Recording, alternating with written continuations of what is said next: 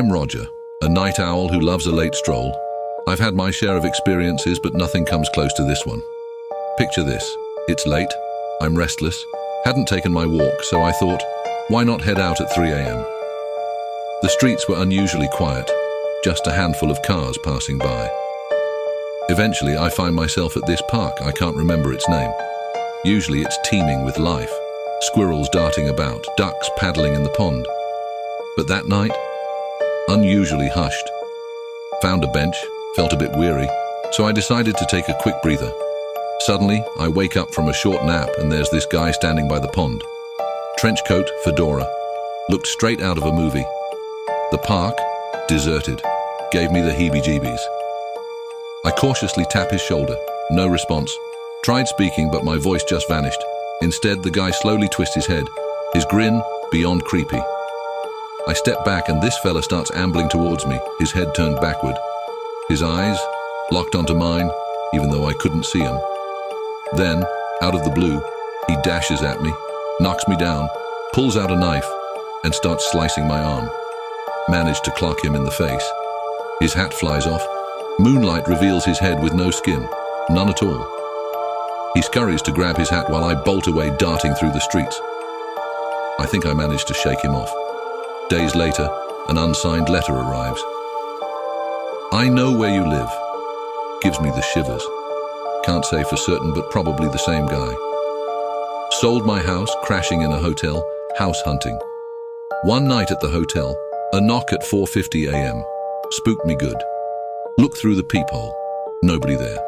But another letter on the floor. Found you. Now, I'm holed up in this new house, terrified that this skinless maniac might come knocking. Tried telling the cops, but they're convinced I'm pulling their leg. Showed them the letters, but they vanish into thin air. I know I'm not imagining things. There's a scar on my arm from that night, exactly where he cut me. In my new apartment, I tried to establish some semblance of normalcy, to convince myself that I could escape the relentless pursuit. But the fear lingered like a shadow, a constant reminder that my tormentor might strike again. One seemingly ordinary night, the air thick with dread. I heard it, a faint scratching at the window. My heart raced, my breath hitched. It couldn't be. Not again. Slowly, cautiously, I approached the source of the sound. With trembling hands, I drew the curtains aside. My blood ran cold. There, standing across the street, was the unmistakable silhouette of the skinless man, his form barely visible in the dim light. I staggered backward, disbelief and terror gripping me in a vice. How?